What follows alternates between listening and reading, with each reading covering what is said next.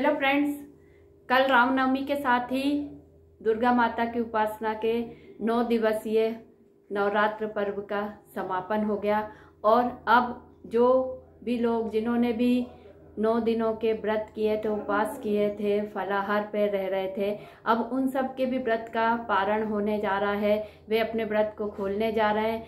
ऐसे समय में भी अपने स्वास्थ्य के प्रति बहुत सतर्क रहने की आवश्यकता है, क्योंकि 9 दिन के ये जो हम व्रत करते हैं, उपवास करते हैं, भले भी किसी भी तरीके से करें। कुछ लोग केवल फलाहार पे रहते हैं, कुछ लोग जो है जल पे करते हैं। सबके अपने अपने तरीके होते हैं। जो 9 दिन वो अपने अपने तरीके से अपने शरीर को डिटॉक्स करते हैं, अपने शरीर का ध्यान रखते हैं। तो इन 9 दिनों में जिन्होंने कठोर जो है साधना की है, व्रत किया है कठिन, तो उनका पाचन तंत्र, उनका मेटाबॉलिज्म थोड़ा सा वीक हो जाता है।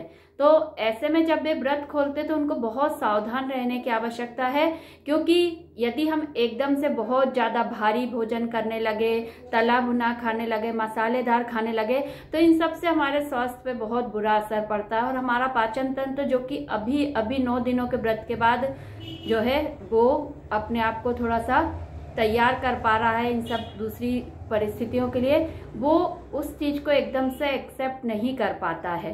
तो इसकी वजह से क्या होता है कि लोगों को बहुत सारी प्रॉब्लम शुरू हो जाती है। अपच होने लगता है, किसी को मितली आने लगती है, जी मिचलाने लगता है, एसिडिटी, गैस, बहुत सारी समस्याएं होती हैं। और हम देखते हैं कि अक्सर व्रत के बाद जब खाना शुरू करते हैं तो इस तरीके की समस्याओं का सामना भी लोग करते हैं। तो इसका जो है समाधान यही है कि जब हम 9 दिन के व्रत करते हैं तो इसके बाद हम धीरे धीरे जो है अपनी पुरानी दिनचर्या में, अपनी पुरानी भोजन शैली में लौटे। एकदम से लौटने में दिक्कतें आ सकती हैं। तो ये चीज़ का हमको ध्यान रखना है, क्योंकि अभी हम देख रहे हैं मौसम में भी बहुत परिवर्तन हो रहा है। सुबह का भोजन ही 3-4 घंटे बाद जो है उतनी अच्छी स्थिति में नहीं रहता, उसकी वजह से भी प्रॉब्लम होती।